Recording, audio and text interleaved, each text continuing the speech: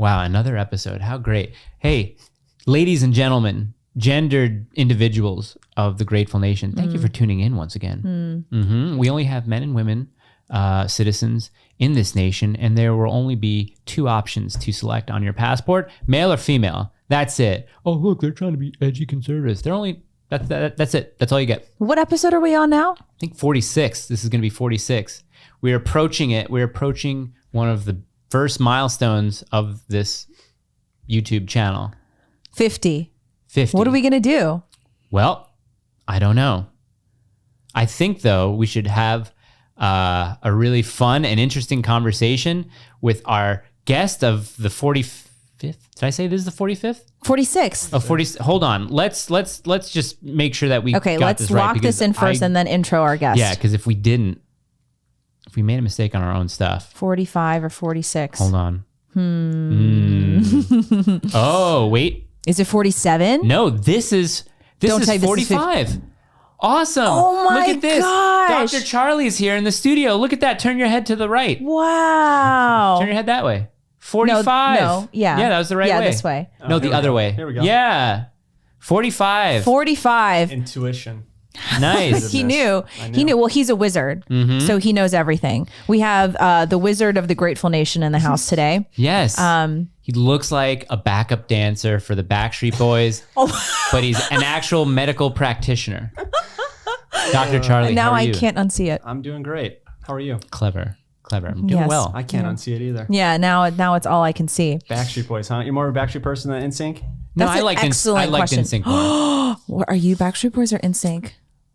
In the day I was NSYNC, but I feel like nowadays I'd probably be more Backstreet Boys if I went back. Want it that way. Yeah, I liked NSYNC's vibe a little bit more. Yeah. Yeah, Backstreet Boys, they felt a little too old. They were very like pop, and I feel like NSYNC had a little bit of Edge. Backstreet's spice. still crushing it though, which I did not know. Yeah, my they're best crushing it. friend's fiance is like the biggest Backstreet Boys fan, and they still tour the world and like kill it. I think they had a residency in Vegas too. They're crushing it. Yeah. Which is very relevant to what Charlie does. So let me just give a little bit of background about this doctor sitting next to me. You're talking away from your mic. It's driving me crazy. Yeah, you get Just so move the mic and like this. Hey, you, talk about you like get so hyped about them. I know. We'll get there. Emotional. We'll get there.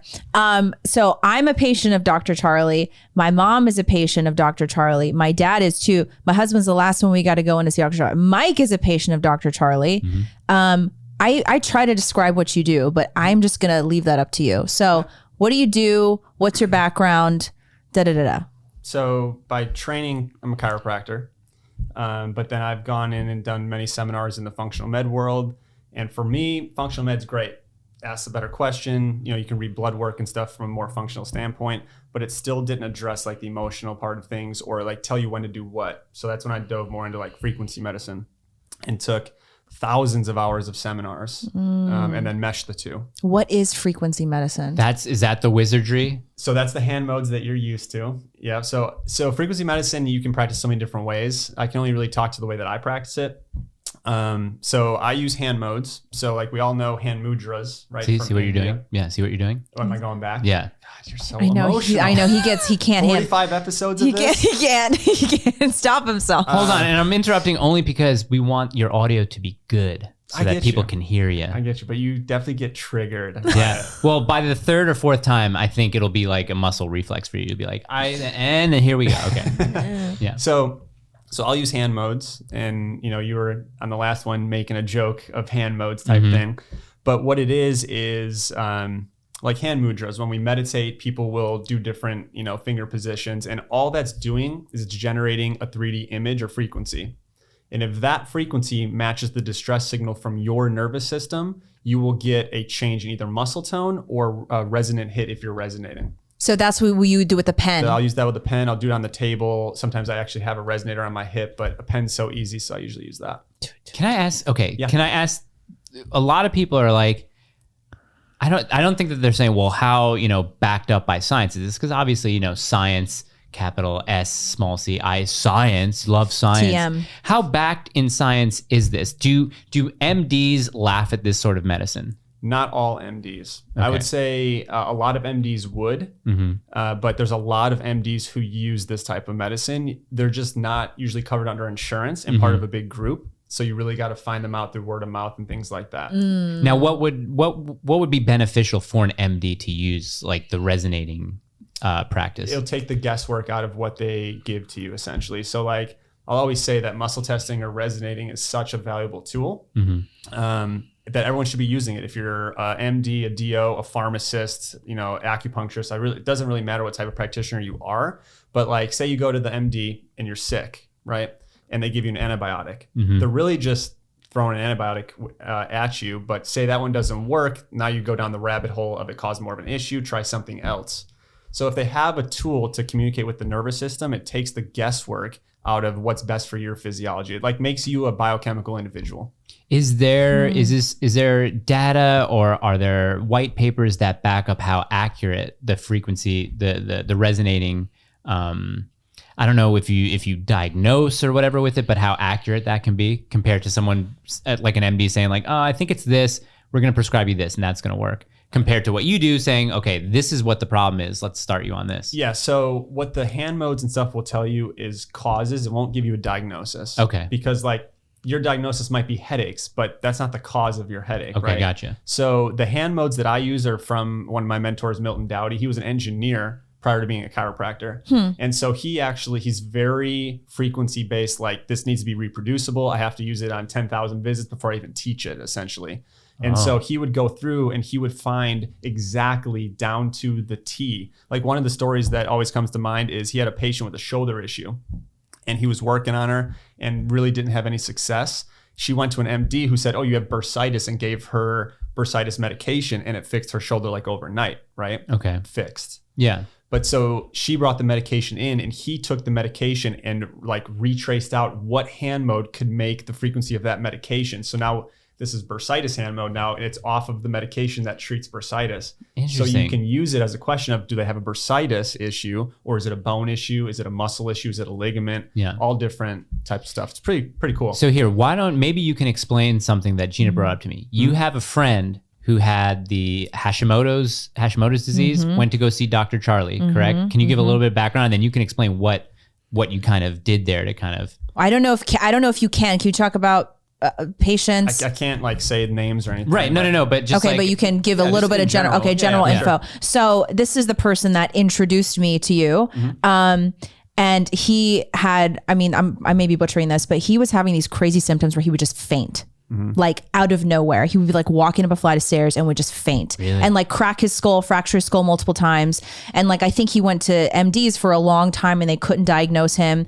And then he went to you and then you diagnosed Hashimoto's. Pick it up from there. What happened? So he came in after treating his wife who had good results. She was referred in from a local acupuncturist. This was when I was in California. And then she told me, she's like, he's going to laugh at everything you do.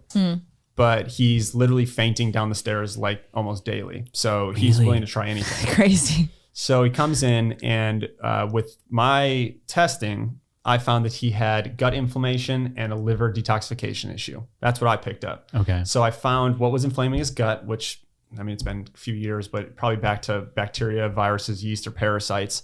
And then I found an herb that helped open his liver pathways, essentially. And so we took him through the journey of, because Hashimoto's, any autoimmune disease, is really an immune system issue. It's not really the thyroid issue. Like everyone who has Hashimoto's is like, oh, I have a thyroid issue, but it's the thyroid being attacked. It's not really a thyroid issue, so to speak. Oh, and so, I see. Yeah, so I went after the immune system, found what was triggering that. I found what food sensitivities would offset his immune system, found what pathogens were there, gave him organ support, which for him, his initial was liver, and then went down the... progression to adrenals. And then, he started not fainting. He started feeling better, and he went and did blood tests. And the blood tests, the functional med doc who did the blood test, all the stuff came back and said gut inflammation, liver toxicity, and all the stuff. So so for some people, the blood test is really good to see because it gives you like a pre and post. Right. For me, like I'll read blood tests, but I usually don't use it because I'm just going to go with what your nervous system tells me anyways. So it depends on the person. And how's he doing now? Do you know? I still know him. Right. Really, really well. he will fall off the wagon with foods. Oh, really? And then he'll go in. He won't faint anymore. That's long gone. And he's off of, whatever, 60 plus milligrams of Adderall a day. That was a big issue. Wow. He was like severely addicted to Adderall. I think he was even taking up to like 100 milligrams a day, like for years. Jeez. For years, yeah. I mean, he had a full ride to UCLA as a runner for track. Oh, I didn't know that.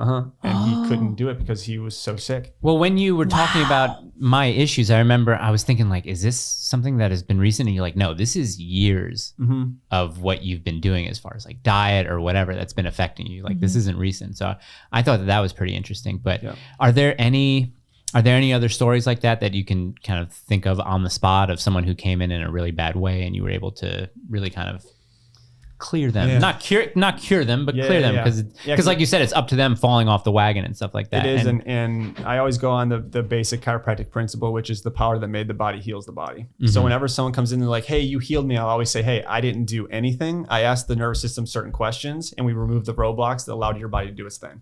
Because everything's a roadblock. You just got to find it. If you don't have the right questions to ask, you can't find it. If you can't find it, you can't fix it. Right? Yeah. So back to your question, I got a lot of stories, but I'm like trying to go through like some good ones. One story that I love that I actually never saw this patient again, but it was really significant, is when we were in California, we used to do a health class, and every Wednesday, and you can ask any question you want. It's question and answer based. They were awesome. These were in person, anywhere between 5 people and 60 people per night each week. Wow. And so they can ask whatever question. And it was cool because you would start out by, someone would break the ice and raise their hand, and then someone else would have that same question without knowing that they had that question. And everyone by the end of the night would be in it together. Like, we're going to take control of our health, blah, blah, blah, blah. It was awesome. One lady was a demo, and she had this ringlet psoriasis is what her diagnosis was. What's a demo? Oh, dermatologist? Dermatologist, yeah. Okay. A demo is like we were demonstrating what we do. Oh, gotcha. Yeah. But she was diagnosed with ringlet psoriasis, and she had a bunch of tattoos. So in my mind, it was maybe some strep or staph bacteria on the needle of the, tattoo artist, whatever needles or whatever you want to call them. I don't have any tattoos, so I don't know the lingo. They're needles. Needles, yeah. Yeah. Anyways, what it ended up coming down to, they were about to throw chemotherapy at her because they had no idea how to fix this because nothing was working. And we start testing her, and I'm muscle testing at this point, similar to resonating. And I come up with a gluten sensitivity. Okay, and I know gluten is like a fad these days. People think it's a fad. It's a real thing. Well, apparently I got one. Yeah, a lot of people do. A lot of people react to it. And so I go, what else changed around the time this came out? And she goes, well, I got a new job. I'm like, all right, well, what's that new job? She goes, I taste test beer at a local brewery. Oh my gosh.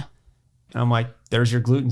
That's exactly what happened. You inflamed your immune system. Boom, you have ringlet psoriasis, but someone else might have chronic headaches or gut disturbances or RA or Hashimoto's, or everyone's different. So it's not like you're for sure going to get this diagnosis. Did you treat her? I never saw her again. But from that. Yeah. What is ringlet psoriasis? It's just psoriasis is like skin patches. Yeah. But like if they're in the circular fashion, they kind of like ringworm. Yeah, kind of. I thought sometimes I'll get like little like ringworm like redness here or whatever, and I always thought that it was an actual like parasite, like an actual worm living there. Just like no, it just looks like that. Oh, little parasite living there. Yeah, it we'll could find be. out next visit. Hey, am I going to be able to have coffee again? I knew he was going to ask that. Yeah, I knew he was going to ask that too, because that's the most emotional question. But that question covers a bunch of other things. Yeah. Coffee I just used as the opener? Yeah, as the opener. It's a good opener though. To tell you the truth though, since I remember there were a couple times where Carly was like, yeah, maybe get off coffee. I see it's affecting, but I would have headaches after this. So I would feel away. Since getting off of coffee, since I saw Charlie and having, the certain supplements or whatever, I haven't felt bad. Like I haven't had a negative reaction to not having caffeine. Not having the coffee. Yeah. Right. Yeah, it's very, very interesting. But I'm just wondering, I'm just wondering because I want to go back on it tomorrow. I want to go back. No, it's not even that, but it's just so nice to kind of I've only ever had it at breakfast. Yeah. Sometimes like maybe a cup at night, which is probably horrible for you, but it's ritualistic. You know what I mean? 100%. So it's kind of one of those things that you do just because you do it and you just love doing it. And the smell. I'm glad you opened up with that because I'm like known as the caffeine hater. And people on Instagram and stuff will just bash me for it and post all these studies how caffeine's good for you and it's anti-Alzheimer's and antioxidants and stuff. In my personal practice, it is the most common sensitivity that I see in people. Mm-hmm. Because what does it do? It induces sympathetic dominance. It is a sympathetic dominant driving beverage. So now we're going to live in a fight or flight response all the time, and our hormones will never, like our cortisol, our main stress hormone, will never stabilize. What does that mean? Sympathetic what? Sympathetic dominance. What does that mean? So there's like two parts of your nervous system. There's parasympathetic, sympathetic. Okay. Parasympathetic is rest and digest. So you want to live in that. That's when you heal. Right. Right. Sympathetic is fight or flight. So like when you want to like run from an animal who's chasing you, your sympathetic nervous system gears all systems go. Right. Now the thing is, humans will just stay in that. Oh, so you're saying like caffeine, like I'm in a rested state, but caffeine will make my body think that that's... Bingo. Oh, so you'll never interesting. get restful sleep. Even if your eyes are shut and all that, if you do your Oura rings and all the sleep monitor, drink caffeine, watch your sleep. Don't drink caffeine for 3 or 4 days because it takes a while to get out of the system, in my opinion, because people's livers are not up to par with because of how toxic our environment is. I bet you your sleep is different. Your REM sleep, your deep sleep, everything's different. Yeah, isn't that interesting? They say coffee's a neurotoxin. What's a neurotoxin? Toxin to the nervous system. That's just as easy as that, as simple as that. Yeah. Interesting. Yeah. There's a lot of mold and mycotoxin issues with coffee beans. And so you'll see a lot of people Carnivore MD said that, I saw. Yeah. You'll see people saying like, oh, ours has no mycotoxins. What helps negate the toxicity of coffee is reishi mushroom. So now you're starting to see reishi mushroom in coffee drinks. Oh, yeah. Oh, yeah, isn't that's that like a popular the thing. mud, yeah. Like mud mud water? water? Yeah. That's like all different types of mushrooms, but reishi's like probably the heavy one in there. Is that healthy? I think mushrooms are very healthy, to be honest. But I don't have enough experience with it to comment. Okay. Yeah, so That's good. I'd have to test it. So what about, are gluten and dairy also very common sensitivities that you see? Yeah. Yeah.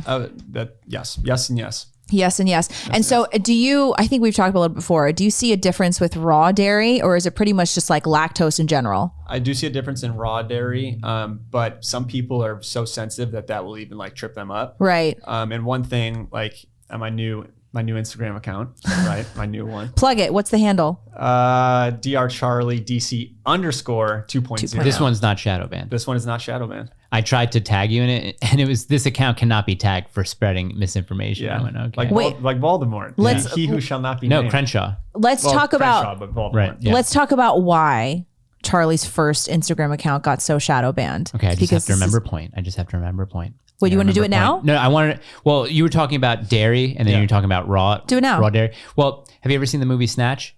No. There are two characters. There's Tommy and Turkish. Turkish is played by our good buddy, Guy Ritchie movie. Jason Statham. Oh yeah. So Turkish is played by Jason Statham, and Tommy is played by Steven something. Awesome Liverpoolian actor. Okay. But Turkish is driving somewhere and he's drinking milk, and Tommy's talking about, you should really get off of that. And he's like, why? He's like, cows have only been domesticated in the last 1,000 years or so. You're doing your body a really big injustice by drinking that. And he's like, what are you on about? And he's good. like, Not bad, huh? Yeah, and he's like, dairy's horrible for you, mate. And he takes it, throws it out the window. He's like, I just did you a favor. So I was always thinking, like, has dairy just not cow dairy, animal milk, has that just never been intended for humans, but for whatever reason, So what I'll always say to people is we're the only species that drinks another species' milk. Mm-hmm. Yeah, I've heard that before. You know what I mean? Like, so just based off nature, I know a lot of people are going to hate me for saying that. Right. Like, because they've had miracles with Josh Lacash. A2 milk. What'd you say? Josh Lacash. Our friend who came on the show, he's like a huge raw milk guy. Yeah. Buffalo milk. Buffalo milk. Well, okay, so I know there's camel milk, there's buffalo milk, there's goat milk that's closer to human milk, Yeah. all that type of stuff. But again, like in practice, I'm seeing a lot of very sensitive people. And so, A2 is better, and there is immune system building properties and stuff like that. I've seen camel's milk really help people on the spectrum. Mm-hmm. But if you're sensitive to casein or lactose and you have an autoimmune issue, sometimes it's just not a good thing to do. I wonder, it's just weird because, I grew up milk, my mom giving me milk all the time. Drink your milk, be strong. Yeah, calcium. Having milk in my cereal, milk with dinner. And I didn't really, never had any milk with dinner. Oh yeah. That's a really quintessential American thing. When I was growing up, my mom is Asian, and so I never drank milk because like dairy is not a thing in Asian cultures. Right. Yeah. I never really ate cheese. I just like I don't love cheese the same way that a lot of other people do. And when I would go to my friends' houses, you know, all these white girls, and I would like, and the mom would be like, "No more soda, honey. We're gonna drink milk for dinner." I was like, 8 years old. I was like, is this a joke? I'm like, what's going on? I'm like, Mom, they're drinking milk for dinner. She was like, honey, that's gross. We're not going to do that here. Really? But it's like, it's a classic thing. Like kids growing up, it's like kids just drink milk at dinner. Yeah. Very odd. But, you know, I never had any, or not that I know of, like any allergies or lactose intolerance to it back then. And now maybe, I don't know, could it be something that's caught up to me in my older age? I mean, but I haven't really been drinking dairy in like the past 2-3 years. At the same time, though, it's like, you don't have to have an autoimmune issue to have symptoms of it. So like, you know, it could be mood. You could be cranky as a kid. You could have had stomach aches. You could have had headaches, things that are common, but not normal, right? But they're labeled normal because so many people get them. So you got to really pay attention because some people are more sensitive than others. Like blue-eyed people are very sensitive to dairy genetically. Really? Oh, we got to get into that later too. Okay. Iridology. Iridology is great. Mark it. Okay. Mark it down. All right, I actually have 3 markers. So let's do the first one. Why you were banned on the first Instagram account?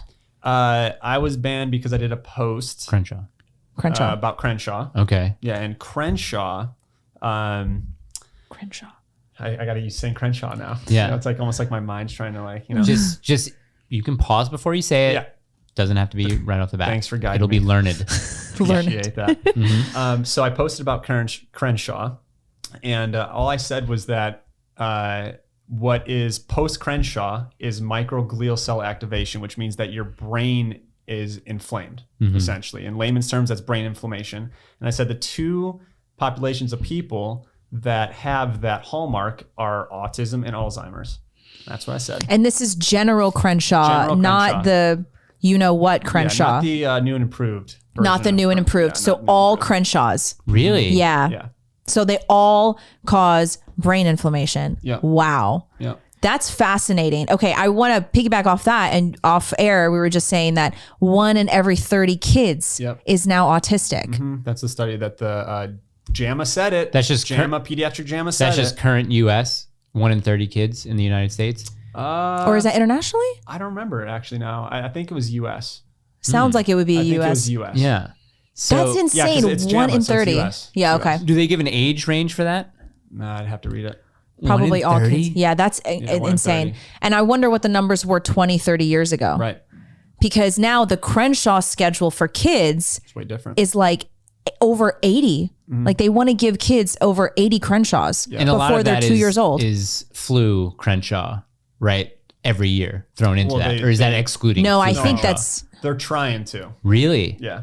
yeah. My prediction was that they're going to do the new and improved Crenshaw with the flu Crenshaws in 1 from now on. Really? Oh. That's what I think. Whoa. I've been right on a few things since February 2020, and that was one that I said that Okay. I think in the future. Because might happen. when we were growing up, you only had to get, when to go to school, you had to get like 2, maybe 2 Crenshaws. Yeah. And like the schedule when you were a baby was way, way smaller when we were kids. And now, I never got flu Crenshaws in school. I never did either. I've never gotten it. But January 1st, 1989 is when it all changed. 89? 89, yeah. Okay. Because Reagan signed into in 86 that Crenshaw companies are not liable for any Crenshaw injury. Reagan did that? Reagan did it. Yeah. Reagan did it. Reagan. Not surprising. I mean, Yeah. I didn't know that. Yeah. It wouldn't surprise me if it was Jimmy Carter. It wouldn't surprise me if it was Reagan. It wouldn't surprise me if it was Trump. Well, that definitely wouldn't surprise me because he was super pro Crenshaw. Yeah, Right. he was very. Yeah. 'cause that was his chance of, or one of his big chances of like staying in. Yeah, he thought it was going to get him reelected, and it ended up doing the opposite. Yeah. And that's like why he's lost a lot of his base now, because they're all pissed that he's so pro Crenshaw. Yeah. He should realize, he's like, don't try to, to kowtow to the establishment media or the establishment rhinos or the establishment DNCs. Like, don't even listen to them. Don't care about what they think of you. They've been trying to oust you since day one. What do you care? I need to treat him. Yeah, that's what you should do. I got to hand mode through his nervous system. Well, listen, really how need do you think, because I mean, That dude loves caffeine. The race that I see is kind of exciting for me would be like DeSantis versus Newsom. Yeah, Newsom. I think Yeah. that would be very interesting. It'd probably be very close. But how did you see the way that DeSantis handled Crenshaws with Crenshaws in Florida, as far as setting up treatment centers and stuff like that, rather than just, you know, blanket having companies or having state-run offices mandate these Crenshaws, like, you know. You're asking what Yeah, what do you think of that? Yeah, do you think that should have been more country widespread rather than just in Florida? Because as far as I know, Florida was the only place that had these treatment centers. Sorry, are you talking about treatment centers for Crenshaw? We're just using this as a blanket thing. Oh, okay, there okay. are Crenshaws. Okay, so you're The not Crenshaw. The okay. flu Crenshaw. You're talking Crenshaw. Yeah. Oh, I see. So Crenshaw treatment centers. I know. Not No, really. In your mind, it's like pure, but I'm trying to yeah. see what you're trying to do here. So for the treatment centers. Yeah. Right. Like, do you think that, how come they didn't spring up all over the place?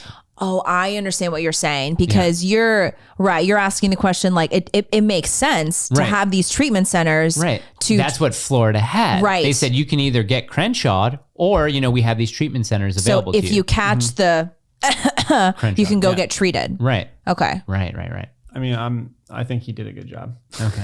There's something about You know. DeSantis that's almost too perfect to me. Like something's gonna come out about It's him. a little bit scary to me. It's like almost manufactured. I'm like, can he just do something wrong? Someone said this about me on the last episode. They commented, I don't know what it is, but there's something off about that guy. Talking about me. About so maybe you? that's how you feel about DeSantis. Yeah, but like you're not perfect the way that DeSantis is. DeSantis is like he can I do don't no run wrong. Florida. I don't run Florida. It's like he can do no wrong, and it's almost like it's too good to Yeah, be he crushes true. it. He crushes There's it. another. I did get flagged for posting DeSantis on my Instagram too, for saying he should be the next president, because he was speaking at some middle school maybe or whatever, and these kids were wearing masks. Oh, that's right. And he was like, he's take those off, "Take guys. This is all theater. Take all that Yeah, stuff yeah, off." I love Yeah. that. I'm like, this dude is awesome. yeah, he's You know? definitely going to run, which is good. Are you sure? I have heard from two different people that he's definitely going to run. I hope so. Yeah. I mean, I One person who's like very involved in the Florida game of that would be in politics. the So bag, like, man. I feel like that'd be in the bag. I think so too. Let's get someone under 65. That's Yeah. please, How about that? please, Well, let's get rid of please. Pelosi and Schumer and Mitch McConnell. How do these people stay in office? That's something that just bothers me. Because It just it's bothers me. It's all power, and they will never let go of it. They'll never let It's go all of it. power and money. Yeah. Hey, so Hunter Biden, you see the stuff that's been going on with him? Oh, so I was telling my buddies that I was gonna wear my McCloskey sweatshirt today here, right? But it was kind of faded, so I felt like it wouldn't be a wise choice to do. Right. But I was saying, like, I wish I had some merch of the new Hunter Biden stuff coming out, because there's going to be merchandise coming out in the next couple of weeks Because of all his cell phone Oh stuff. man, Yeah. of all that stuff. And just that's ha- going to be fire. I just want to know what compels this man to film every act of degeneracy Yeah. that he does. You unaware of what year it is? Like, what? Why would you film it all? Ask anybody on like, TikTok out or of- Instagram. Try Like, smoking crack and yeah, maybe that's right. Yeah, maybe you're that'll probably not change making it. the most rational decisions on Like, huh, crack. I Well- feel like I should film this. That's true. That's true. I guess, crack addict's going to crack Office addict. quote. Yeah. Office quote.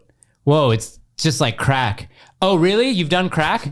Oh, yeah, yeah. So what should I say? I don't know. Like scrapbooking, something from your world. Oh, yeah, you're right, Ryan. I'm a middle-class fraud. Yeah, that's Yes. right.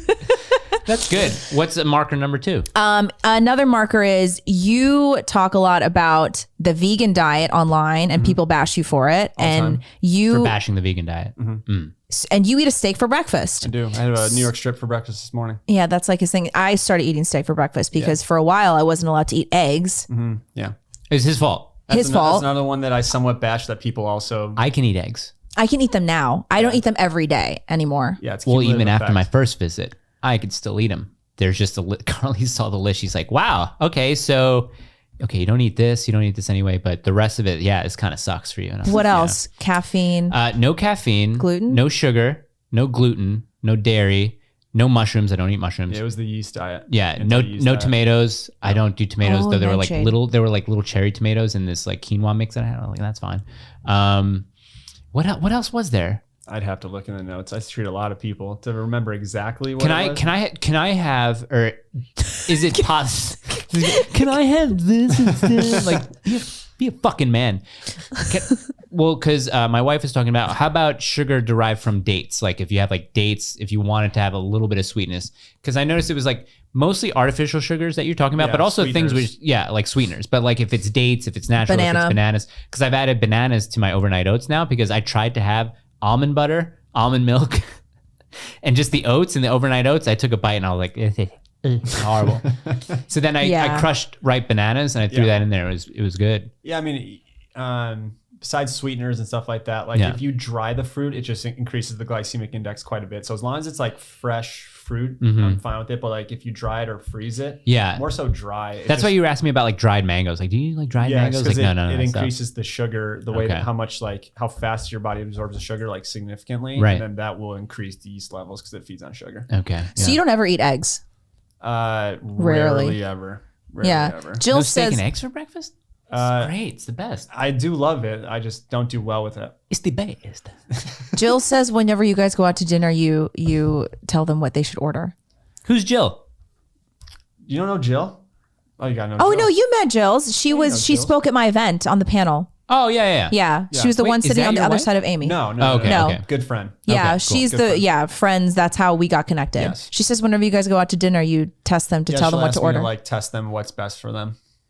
What do you mean? Like at the table? At the table. So you'll do the at the table? Mm-hmm. Really? You can do that. Do people think you're a total quack sometimes? I mean, I'm sure. I thought it. But I think I told him. Yeah. But you gotta realize while he was doing it. I signed up to be a chiropractor, which is already the most judged Right. like quackery in the world. Literally. Right? Yeah. And then people are like, well, you should just went to medical school. I'm like, no, I don't want to be the third leading cause of death in America, which is medical error. Whoa. True. That's what I'll say, right? And then like I don't say this from an ego standpoint, but because of that profession, it's boomed my practice significantly. Yeah. Because it's You look at this guy's wait list and his schedule. It's definitely a booming his practice. wait list is ginormous. Jeez. But there's a lot of really good MDs out there that I love working with. Like I had a patient in yesterday, drove in from, was she the one who drove in from Mississippi?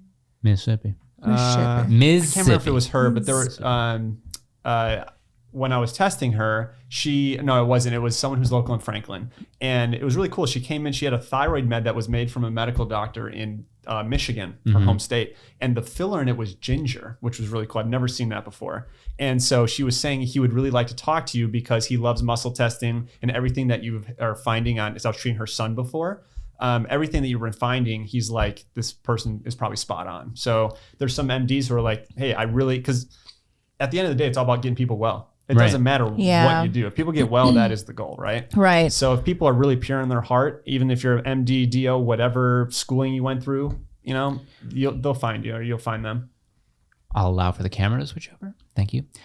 What's with the psychology about what you do? Because you were asking me, the emotional aspect. Have any dreams? That's huge. I Talk love about this that. part. Yeah. So emotions, that's what frequency medicine just nails, is how to be able to communicate with the subconscious mind, because your subconscious mind controls your physiology. No matter what you think consciously, it doesn't matter. Your subconscious controls your nervous system, your immune system, all of that. Yeah. So emotions are kind of like dreams.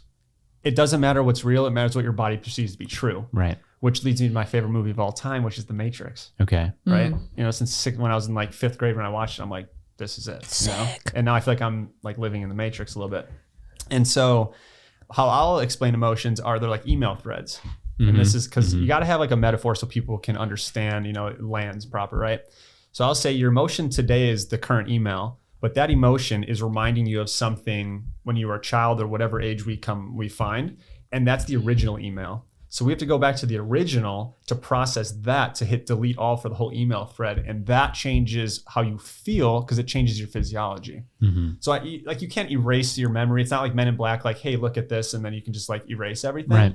But the goal is to take away power that doesn't deserve power, and that you don't respond the same to the stressors that you've not been able to adapt to in the past. Okay.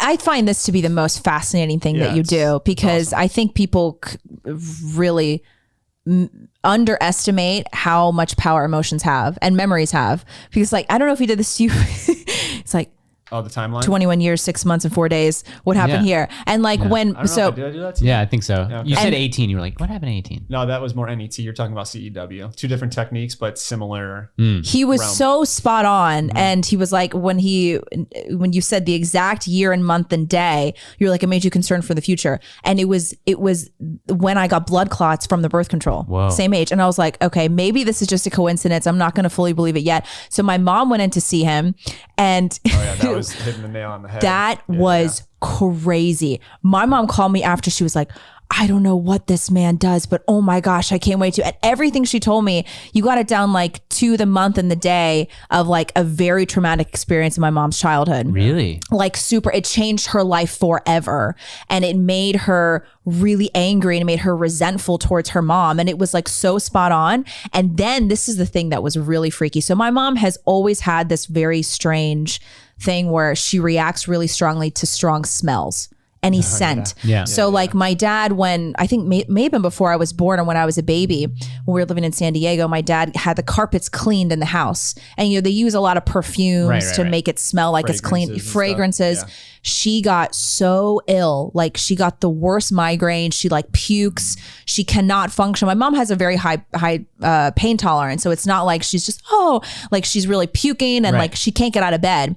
And it happens very frequently throughout her life, ever since I was a kid. If there's some sort of scent or smell, or if she eats something that has like an MSG sort of chemical in there, she has this very intense reaction where she has to turn all the lights off in the bedroom. She has to shut all the windows, and she has to just lie there and wait for it to pass. Really? And sometimes my dad will have to take her into urgent care. They give her a shot in the butt or something. I don't even know what they would give her a shot of, but whatever. Steroid.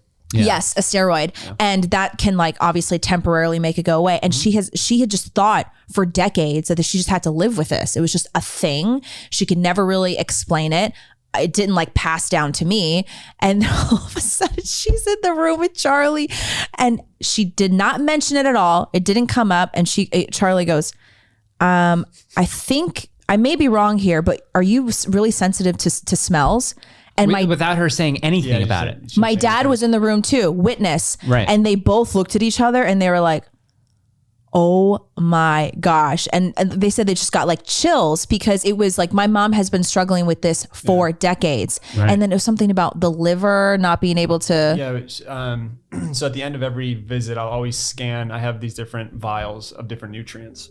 And I still don't know what those, I don't get it. Yeah, you've only been in once. And I'm not supposed to get it. You've done thousands of hours of this. I'm not supposed to get it, but you should get some of it, because it's like teamwork. We got to both know what's going on, right? Right. But anyways, at the end, I scan, is there any need for a therapeutic agent or something that supports your lifestyle? And I'll scan all my vitamins, minerals, and different things like turmeric and resveratrol and glutathione and stuff that I find help a lot of people. And hers dropped on molybdenum, which is a mineral that's very depleted from our soils, if it even is in our soils anymore.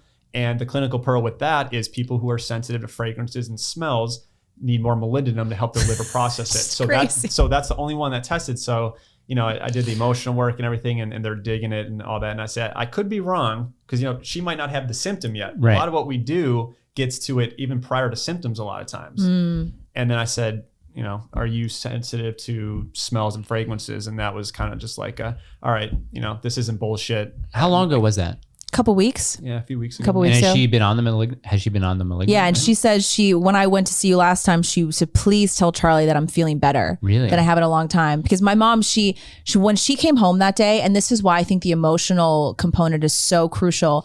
She was so light, and she had a lot of hope. Yeah. She had more hope than she has had in such a long time, because she knew it's an emotional thing, and right? it's an emotional thing. The thing is, if you change the subconscious, which changes the physiology, you feel different. Right. It's not just like, I talked out all my emotions. Right. I mean, that can help a lot of people, but it doesn't get to the nervous system. Right. The nervous system is what you feel. Yeah. And for me, I've had lower back issues for a long time, and it's just emotional stress. Like, wow. And I've had an MRI. They say I have like a slight bulging disc, but everyone's got like a slight bulging disc. It's not that. I mean, I've just had chronic pain and like injuries from like just lifting a barbell. And it's like, it's all just emotional stress. Here's a question. I wonder if you're able to help with this. So my mother, maybe within like the last 15 years, I don't know how far back it's gone, but I know this for a fact. She has a deathly allergy to salmon. She thinks it could be farm-raised salmon because they put the fake dye in the salmon to make it look pinker, the red dye or whatever. Yeah. But when they go out to restaurants, they can't cook her meal in a skillet or pan that was even washed that it had salmon in it. What? So that's how raw salmon. Did she ever do sushi? Well, no, she hasn't because of this allergy. Okay, so she doesn't know yet. She doesn't want to test it out yet. Yeah. But what I'm wondering is if she went to you, do you think that you could probably not necessarily pinpoint something, but maybe, I guess, get down to what you think that allergy is? Because she has to walk around with an EpiPen when they go to restaurants. So whenever her reaction is like her throat closes. Oh. Yeah. So that what I would do, because I never can like claim anything. Right. So right. What I would do is I would have, I do have a salmon vial. Okay. So these vials that we talk about, you know what I mean? Have either the particles in them or a homeopathic charge of whatever you're testing. So I do have a vial that has salmon in it. Right.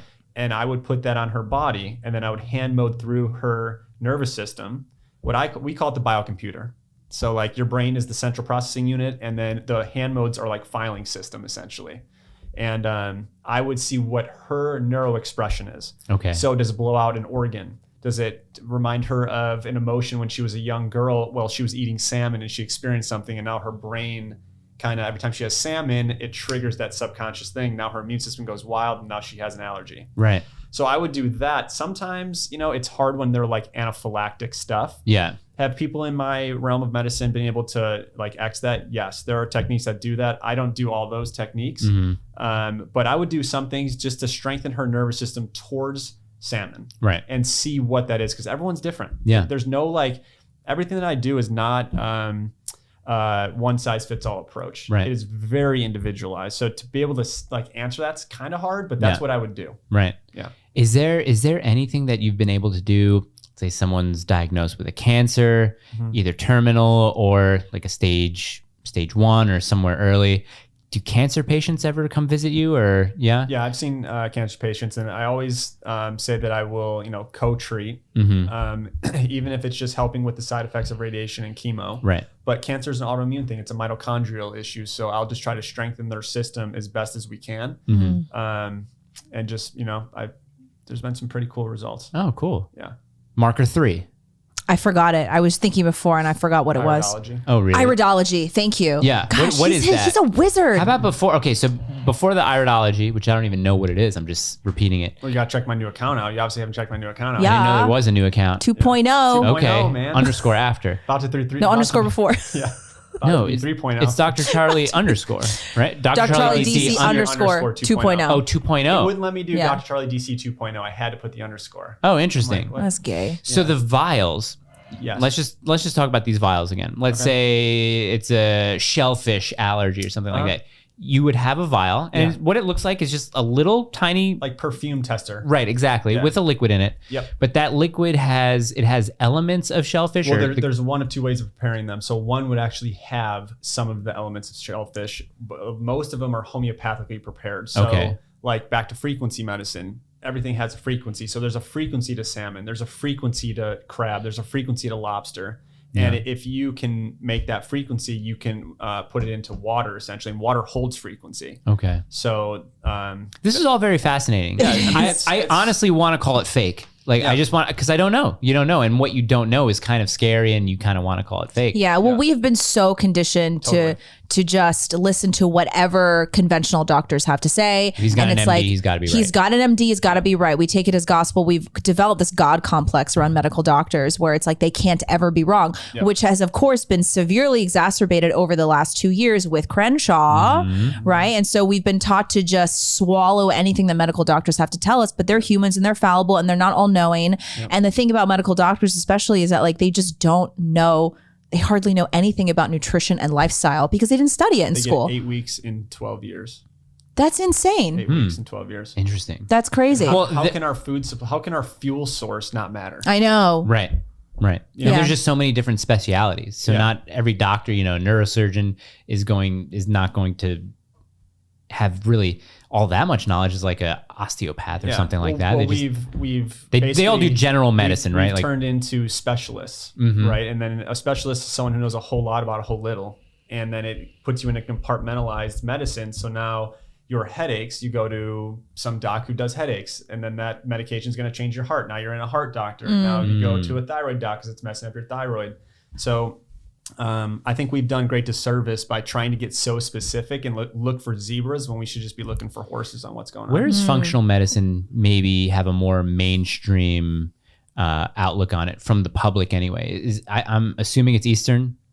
No, functional medicine is completely Western. It's completely Western. Yeah. Okay. But does it borrow elements at all, like acupuncture or anything like that? Or a lot of people who practice functional medicine will utilize those. Okay. But it's completely off of blood work, stool analysis, urine samples. And it's like, so for instance, your blood work that I know I'm leaning back and I'm probably irritating you. I know you were coming back forward though. Yeah, you do now. Yeah. Intuitiveness. What was I saying? You're talking about functional medicine. Right. Blood work. So blood work compares you to the rest of the country. So you're being compared to people with heart disease, cancer. Unnecessary. I shouldn't be. 100%. Right. So now what functional medicine does is the ranges on blood work, it shortens it into a functional range instead of a pathological range. Okay. That's what Amy was talking about. Yes. Dr. Amy was Exactly. talking And so like, for instance, like your white blood cell count, which is something that everyone always screens for. On blood work, it should be between a 3 and 11. Okay. That's pathology. about. Okay. Functional med should be between a 5 and an 8. So if you're a 4, you have a chronic infection. If you're above an 8, so you're a 10, but you're in the 11 range, you have an active infection. Okay. So it's a different way. It's a different question of asking the body, which is good. And then back to my point with frequency medicine is functional medicine it tests the presence of stuff, but it doesn't test when to do what. And it does not take into account mental emotional stress. Interesting. A good functional med practitioner will take that into account, but off of blood work and stool and urine and stuff, you're not going to see that. You're only going to see chemistry. And when you prescribe the herbs, Yeah. what practice is that the Eastern medicine, like to know what herbs to prescribe and all that? Yeah, it's all with resonating and muscle testing. So I'm looking to see what cancels out the body's distress signal. So if we're looking at a heavy metal or something that I'm finding on someone, or an allergy even, and we'll put, say, salmon on the body. Now I'll find, say it goes to liver. I want to go and find an herb that strengthens the liver that then cancels out the signal of that salmon on the body, essentially. Okay. And it's like me being an investigator. It's all about investigating. Right. And I love asking a lot of questions. There's also a part of the mind though that deals with that. So you're going after the liver physically, right? But then you also have to connect with the mind in order to kind of cancel that signal out. 100%. Interesting. Eruditis? What is it? Iridology. Iridology. Talk about He that. blew my mind when he read my irises. Can you do a live iris read? You do, but I don't have my flashlight, or I need a magnifying glass. Oh, you need go. a magnifying glass. Yeah, magnifying glass. Why don't you take the camera and zoom in on my eye? You need it 4 times. I have a Dang. loop. I have a loop in my bag, a watch loop. What? A magnifying glass. 4 times? Yeah, hold on. No way, Jose. No way, Jose. My I daughter used to says that. deal in Oh fine my gosh. How old is she now? 2.5. That's so cute. Is it so cute now that she's talking? Yeah. Oh yeah. When did she start walking? Maybe 14 months. Okay. We didn't force any walking. We let her just do her own thing. Yeah. Like, we didn't put her upright ever. And it was Okay. about 14 months. 30 times, 90 times, and 60 times. Too strong. Really? Yeah, too strong. You need it 4 times, or else it'll go right through. Oh, and then you can't actually see it. Yeah. So You're a liar. You just don't want to do it because of fear of being exposed. So basically what iridology is, one thing that I really wanted to do, when I was in school, I sat next to this guy who was coming back to get his naturopath degree. He was a chiro for 20 years. And he had an answer for every question that I had. And I'm like, man, I really want to be, yeah, that won't work. Okay. I really want to be that type of person who has confidence and can say, hey, you have this, check these 3 things, because this is what can help most people, kind of thing. And so he taught me about sclerology, which is the whites of the eyes. And wherever there's blood vessels, shows you where there's congestion in the body, because the eyes are directly connected to the brain through the optic nerve. And so it's actually nervous tissue. And so then, it really started in Russia, but then it's been adapted in America and all that type of stuff. Is this like the brain feeling? Remember that sort of science that was debunked and, I don't know what you're talking about. different contours of the brain, like the way the brain would be divided up in all these pieces. Look that up. It was like What? What do I type? What shows do you watch? No. Sounds like a Okay, keep Stranger on talking Things about it. I'm thing. going to look it up. Just Yeah. Yeah, sorry okay. about that. So essentially, the iris is a body map as well. And the iris is what you have genetically inherited. Right. So it's more shows tendency towards something. So like I like to be in control. Exactly. Like you were You telling had me. contraction furrows, which tells me that you're type A and you like to be in control. Right. Yeah. Shocker. Right. And then different iris colors will tell you what you have tendency to go towards. Okay. It'll tell you about personality and stuff like that. The whites of the eyes is what it has developed. So that's more active of like, oh, they have congestion right now in that area of the body, whether it's the gut, you can literally see the spine, you can see the brain areas, you see all that type of stuff. Phrenology. Phrenology? Never heard of it. Is a pseudoscience which involves the measurement of bumps on the skull to predict mental traits. Huh. It's based on the concept, this is from Wikipedia, so who knows? It's based on the concept that the brain is the organ of the mind and that certain brain areas have localized specific functions or modules. It was said that the brain was composed of different muscles so that they were used more often when bigger, resulting in the different skull shapes. This led to the reasoning behind why everyone had bumps on the skull in different locations. Oh. And then I think it was just used to, used by certain groups to say eugenics. That, yeah. Yeah. Yeah. I've never heard of that before. Oh, interesting. Yeah. Okay. But yeah, I mean, okay. So yeah, the irisology, what you're able to do, what did you do to Gina? How are you, what are you looking at? I looked in her eye. I saw her eye color first. Mm-hmm. And then she had something called contraction furrows, which is very they're like rings in the eye. Mm-hmm. So if you shine the light and you have a magnifying glass, you'll be able to see them. Because in dark eyes, it's hard to see. Like I have very dark. You know what I mean? Yeah, you have. Your eyes are like black. Yeah. Yeah. Yeah. Your daughter got that place. He's so keen. Whoa. Hi. He's such a good. That'll go in there. So anyway, that'll tell you the contraction furrows tells you that your mind is always thinking, mm-hmm. and type A personality, prone to being type A, and like to be in control. That's you. Now she had very symmetrical ones. People who have asymmetrical are people who are chronic anxiety, thoughts all over the place. So if it changes a little bit, it tells you something different. And so I always want to be able to look at someone in the eyes, the tongue, and the fingernails, and have a pretty good idea of what's going on before I tap into frequency medicine. So like in his fingernails, he has a moon on his pinky. Oh yeah, sorry, I don't want to. That's fine. I think it'd be okay. Moon on his pinky means that there is either most likely heart issues in your family history, or males have prostate issues. Oh. And then you have one white speck right here is usually an estrogen dominance trait. So the liver has a trouble processing your estrogen and your stress hormone is off. So I'm a woman? No. Other people will say that it's a zinc deficiency, but zinc goes with testosterone dominance. And estrogen metabolism too. Here, I want to ask you a question. Yeah. Because I want to see what do you see in this nail, the thumbnail right here? You have white specks again, right there. Really? Yeah, so it'd be the same thing as on this one. Do you know what happened to this one? Is that the one This one completely fell off last year and it grew back. That's cool. That the hand that you sliced open? This was different. This was last year that the thumb came off. It takes about 9 months for a nail to fully grow out. Yeah. 9 months. That's probably how long it's been because it happened it happened in July or August of last year. Yeah, what were you doing before chiropractic school? Surfing, man. University of Iowa. No. Iowa. I was actually going to go to pharmacy school. Oh my gosh. Yeah. What goes on in Iowa?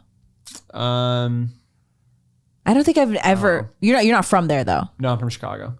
Okay. Yeah. Are you confusing Iowa with Idaho? No, I love Idaho. I think Idaho's beautiful. I kind of want to move to Idaho. My own private Idaho. Iowa. They're good people. They have a good governor. Yeah. They have a really good governor. University of Iowa was a great time. Okay. I mean, it's just like any other Big Ten college. It's a party, and I was kind of like partied out after freshman year. Right. Do the same thing over and over, and I'm like, what am I doing? I'm wasting money. I'm just pre-med studying from 8 to 2 in the morning, or 8 p.m. to 2 in the morning. My sleep schedule was a wreck. I had a health crash that summer. Yeah. And yeah. How'd you meet your wife? When I moved to Park Ridge, Illinois, in 8th grade. Oh, so you guys known each other since you were kids. Mm-hmm. Yep. Oh, we have to ask. Look at him. Yeah, now he's looking at his. You don't have to use the magnifying glass on the nail. No, I know, but it's cool because you bring it up now. I can see all the different striations. Yeah. Well, those white specks just means Mike is having fun today. Yeah. Your hormones are a little off. But we're working on that. Day 2 will be a big hormone day. Really? Nice. Every day's different. Every time I go see him is different. We have to ask him next. Wait, hold on. We have to ask him 2 things next. Well, I wanted him to tell his Justin Bieber story because I don't think you've ever heard it. Okay, well, yeah. Let's do that first. That's JB. He told me this story. Yeah. Yeah, because you like knew him or know him. Yes. Yeah. So living in California, living in Huntington Beach at that time, my wife and I would go and do yoga at the Montage in Laguna Beach on Thursday mornings at 10 a.m. So if anyone's listening from Laguna, it's great yoga. And then afterwards we'd go down on it's a public beach, but it's in a part that makes it pretty much private, like the Cove. And we would jump in the ocean because no one would be there. And one day we're standing there and I'm looking back at the resort where the stairs are coming down. My wife's sitting on the beach looking at me, we're talking. And I see this skinny white kid with all these tattoos, just like tripling down the stairs, right? And I think he had like a Dodgers hat or a Mets hat, some straight brim hat. And in my head, I'm like, I think that's Justin Bieber. I mean, my sister had posters all over her room. Was he alone? Yeah, by himself. So I've seen this kid forever because my sister, her whole walls were all posters. To the point, it was like, insane. And so I kind of grew man, this kid's so annoying. Like I have to look at this kid, blah, blah, blah. With the hair. Yeah, my own emotional issues, whatever. Right. So anyway, so he comes down and he looks at me and he's like, hey, is anyone sitting here? And mind you, this is like a cove that's probably 200 feet long. It's like a larger beach or, whatever. There's a lot of spots, obviously. And you guys were the only ones there. Only two there. Yeah. Only two there. Sits next to us. He's like, how's the water? I'm like, it's cold. He's like, all right. So goes and jumps in, comes back, sits down. We talk for like 15 minutes. He's like, what do you guys do? You guys married? Blah, blah, blah. And I'm like, at this point, I'm already doing frequency work. So like I can read people pretty well. Right. And so he was just so far out of his body. And I was telling you that a little bit. Just like if I made any mention of like, hey, you should come get treated, I mean, it would have just blown him out significantly. So we just had a good conversation. He said that if he wasn't doing what he was doing, he'd be a PT. I'm like, well, I think you did the right thing. I think your life took you the right way. Right. But he goes, I struggle with adrenal fatigue.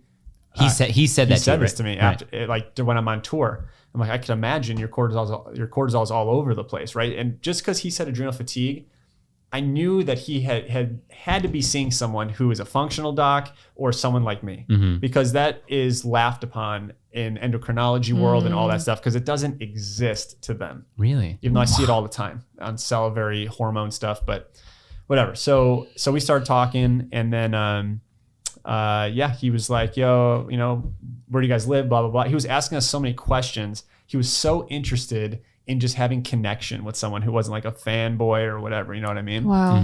I gained immediate respect for him because he was so down to earth.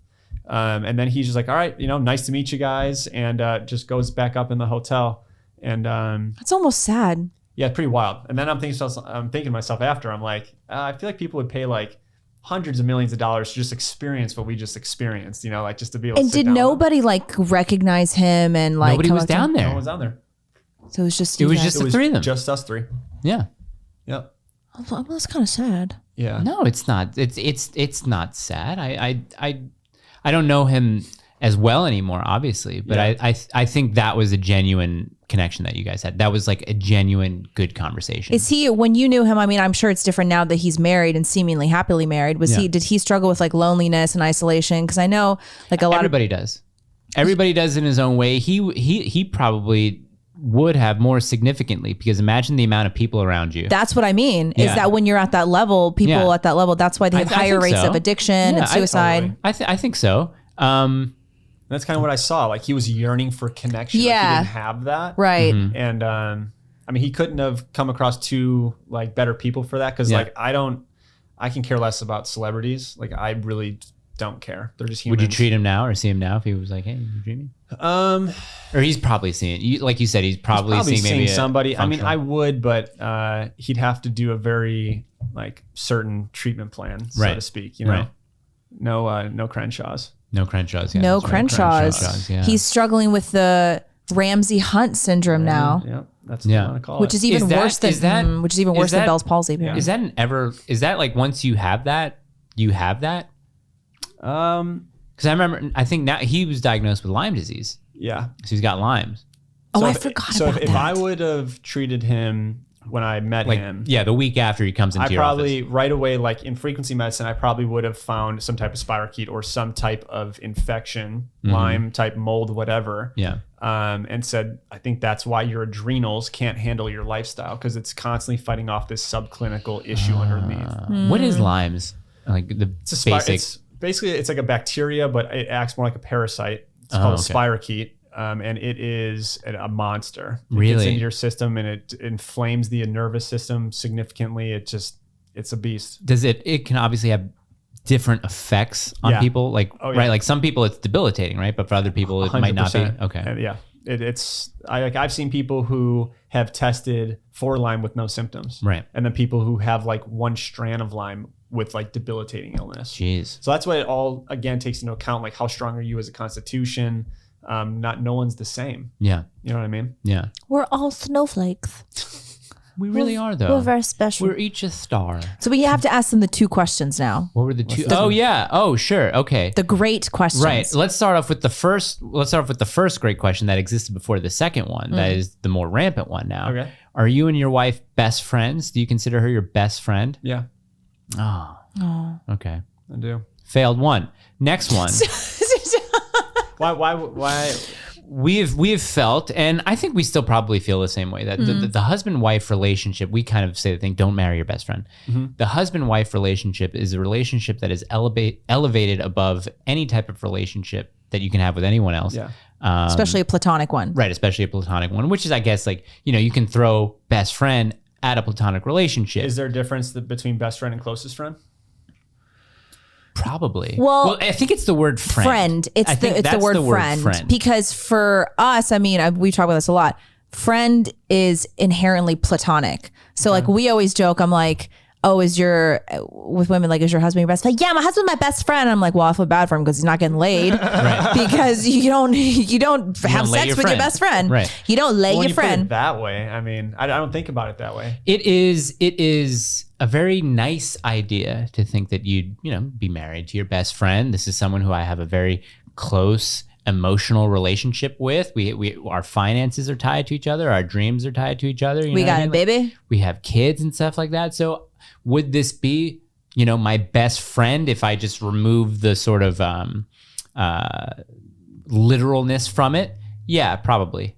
Yeah. Yeah, I don't know. I guess I see what you're saying now, but I never thought about it that way. Right. Yeah. There's a level of intimacy with your spouse that you just don't have, even outside of sex. I get it. There's like you have an intimacy with your spouse in a different way than you would with like a BFF. Yeah. Right. No, I agree with that. I think you can still probably have like the same emotional responses. Like if you have a best friend of yours is really hurting, that hurts you too. Yeah. You know what I mean? Yeah. Your spouse is hurting. I mean, it probably wrecks you a little bit more. Can I change my answer? Well, how do you think she would feel if you changed your answer? That's the thing. Probably. I still haven't met Andrea. Really? Okay. Wow. A guest bedroom. Your practice must be doing pretty well. I still haven't met her. You have to. Yeah. You gotta meet her. We were supposed to meet at Jill's birthday, but then everybody got sick. Yep. Yeah. Are you guys gonna have more kids? Wait, question number 2. Question number 2. Question number 2? No. Question number 2 is... This is Mike's favorite question. This is what he's known for. I'll preface. How do you feel about pit bulls? How do I feel about nipples? Pit bulls. Pit bulls? Yeah. Like dogs? Pit bulls? Do you like a pit bull? I don't mind it. I'm more of a reptile person. I like reptiles. Whoa. We need to get to that. But there's a trend here. There's a trend. How old are you? 33. I think there's an age. 33. I think there's an age where it's like in guys, we're like, I don't care. Yeah, pit bulls are cool. And then there's an age below that where they're like, they're the worst. That's actually really interesting because every person that we've had on the show who's staunchly anti-pit bull is quite young. Yeah. Right. And then like Zuby and Ajax over the age of 30. Well, it's probably maybe the social media, like kind of portraying that they're bad. Because I've seen some pit bulls that are like sweethearts. One of my best friends who I don't have intimate relationships with. Right. It is an intimate relationship. You just don't have sex with them. There you go. Right. Okay. I'm learning a lot on this show. Yeah. Yeah. That one question just changed my whole mind on a lot of stuff. That's what we do. Same. Yeah. He has a pit bull. He's a chiropractor in Pittsburgh, and lovely, lovely dog. Yeah. A lot of people now are talking about cane corsos now. They want to get the cane corso. And someone that I was talking to is fearing that the cane corso is going to be the next pit bull because a lot of people are going to get him. This is a very hard to raise, hard to manage dog because they're so big. They're huge. What is this dog? Yep. Honey, do you want to get a cane corso? It's too big. Too big? Yeah. Adriana knows. I want a Tibetan Mastiff. Tibetan I like Mastiff, those. those are big. That's what I want. What are cool? What are the barn dogs? Are those the Vizslas? The white Vizslas? Yeah, they're annoying. They are? they're Okay, annoying. all right. He says They're they're big. annoying. They fight off bears. It's kind of So cool. are you a dog person, I take it? Yeah. Okay. Not a cat person? No, I've never liked cats. Okay. Sorry, Joey. I love cats. Me too. I'm like, it's difficult for me to choose. And they say, are you a dog or a cat person? I love them both. Yeah, they're both great. And they're both amazing. different. Yeah, they're so different. I like that cats make you work for it. Yeah. They're not emotionally shallow animals. And they're way introverted. They're really So you really have introverted. to gain their trust. Yep. Keep going. Keep talking. I'm gonna say a quote. Go. Like Go. a Bengal, one of those little Bengal cats, like Yeah. the fifth generation tigers, would be awesome. I want a Maine Coon. I've never seen that. Oh, The Maine Coon, Maine yeah, those are Coon cool. is like they're very hairy and they're ginormous. They look like little tiny lions. Look at this one. Look at that. Oh, whoa. I have seen that. Look at that. The Maine Coon. Yeah. Maine Coon. You want to hear this Dang, quote? that What? thing's awesome. So I was talking to somebody. This is a frequent questionnaire, great citizen of the show. This is James Anderson White. We were talking about Elon Musk not being our guy. Yeah. You don't like them? Well, no, I don't have a problem with him, but a lot of conservatives are now like, yeah, he's going to turn around Twitter. He's conservative. But then all of a sudden it's like, whoa, he fathers these children that he leaves and he impregnates like people that he works with and then he leaves them, blah, blah, blah. think He's it's not funny. good. He's not our guy. Whatever. This is what James Anderson White said. Liberals are like cats. You look at them sideways one time and they'll never forgive you. Conservatives, on the other hand, are like dogs. You acknowledge them one time and they'll want to lick your butt any chance they get. I don't So- want to be either one of those. So A Elon reptile. acknowledges the conservatives with the Twitter thing, like, it's not going to be woke anymore. And they're like, oh my God, Elon, we love you. We don't care about any of that other stuff. You want to put chips on our head? No problems with that. You're freaking, you're anti-woke, bro. You're a new Yeah. king. Take this crown, King Elon. Yeah. King Elon. But it's Yeah. funny. There's this really funny tweet that went viral. It was like, you work at Tesla? Oh, when's your due date? That's what I saw. Yeah. That's funny. Well, I mean, he really believes that people need to have more kids. Like his pinned tweet is about the declining birth rate. We're not even at replacement level. And so he's like, have kids, have a big family. And he's like knocking up all these women. So, you know, I guess he talked. He's Tiger Woods in it out there.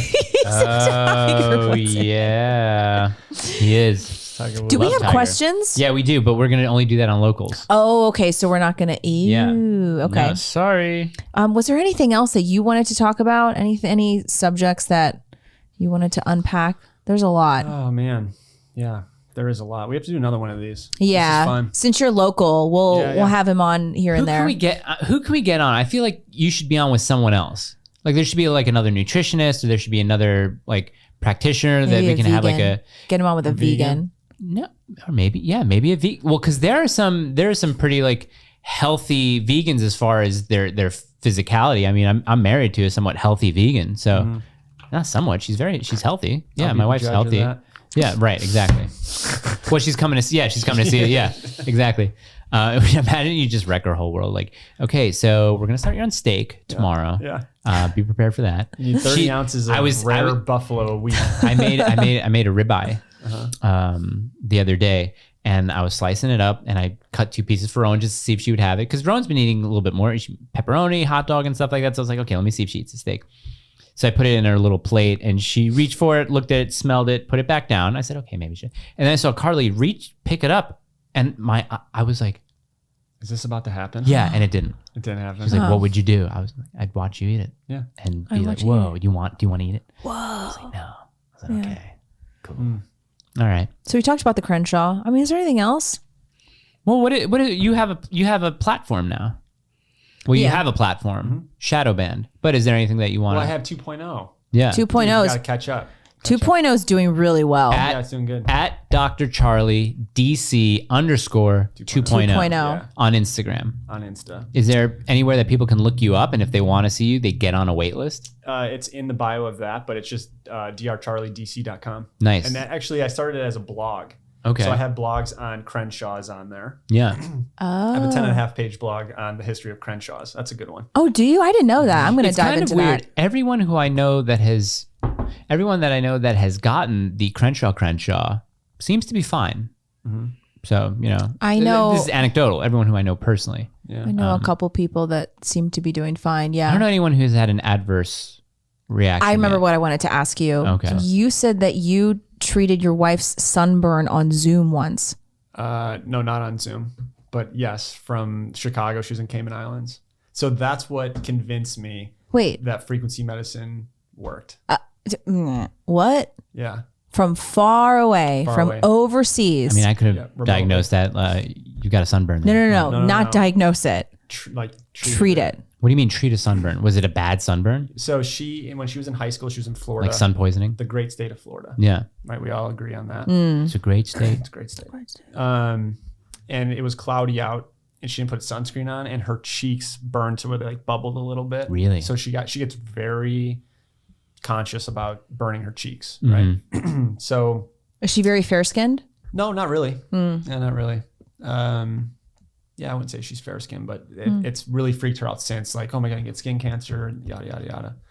And so when I was in chiro school, I had just learned my first frequency medicine technique, the first seminar of 5 seminars. Okay. So it's like I really didn't know what I was doing. And so she's in Cayman Islands with her family. This is summer of 2013. Okay. And you know, I kind of know what I'm doing. Not really. I just started in February of 2013 on frequency medicine, right? So this is only like not even 6 months in. She's like, hey, is there anything that you can do for this sunburn? I accidentally got burnt. Is there anything you can do with this new stuff that you're doing? I'm like, I don't know, but I'll try, essentially. So this is going to really freak people out when I say this, because what I did was I was living at home. My sister was still there. So I had her come downstairs. I can't believe I'm actually saying this.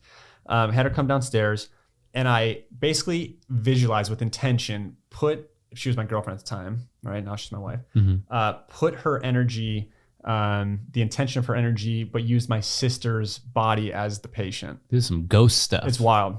It's wild. And like, I'm like, I don't even know if this is going to fucking work. Yeah. Like, but I'm willing to try anything. I mean, as at a seminar where these people are getting miracles, I need to this is it.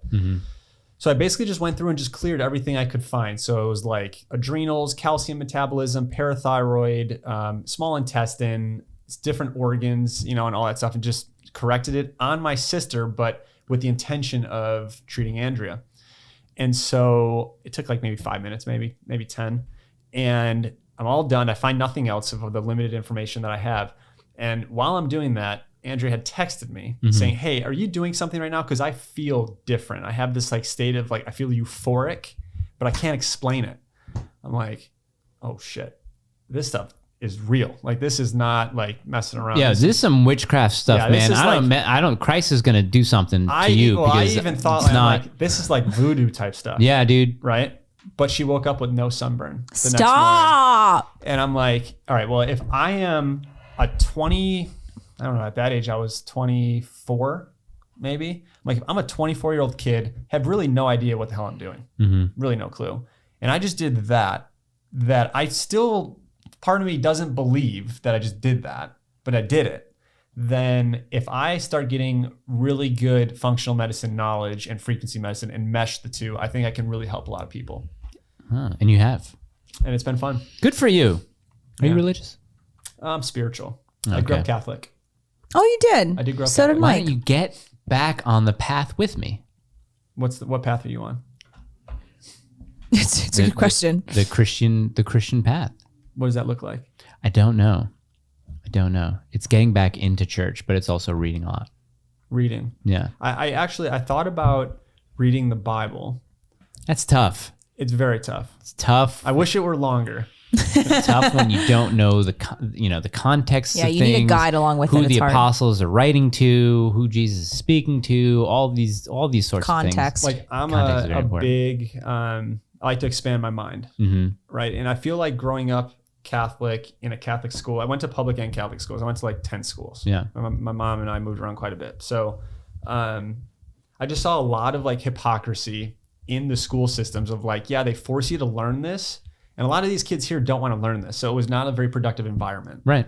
And then as I look back and like with people around me, especially being here in Tennessee, a lot of religious people, I would like to dive further in to do the reading of stuff. With people who are interested and who practice For it. sure. And just see, because I mean, that's like me listening to this podcast, say I'm listening to this podcast, I have no idea what chiropractic is. I don't know what frequency medicine is, all this type of stuff. A lot of people are just gonna be like, oh, it's quack. Right. But then there's certain people who are gonna be like, maybe this is gonna change my whole life. Right. And so like, I like to keep an open mind about everything. I like that. And kind of dive in and see if it's for me, it's for me. But if it's not for me, then I tried and I can have a conversation with someone because I know those conversations are coming.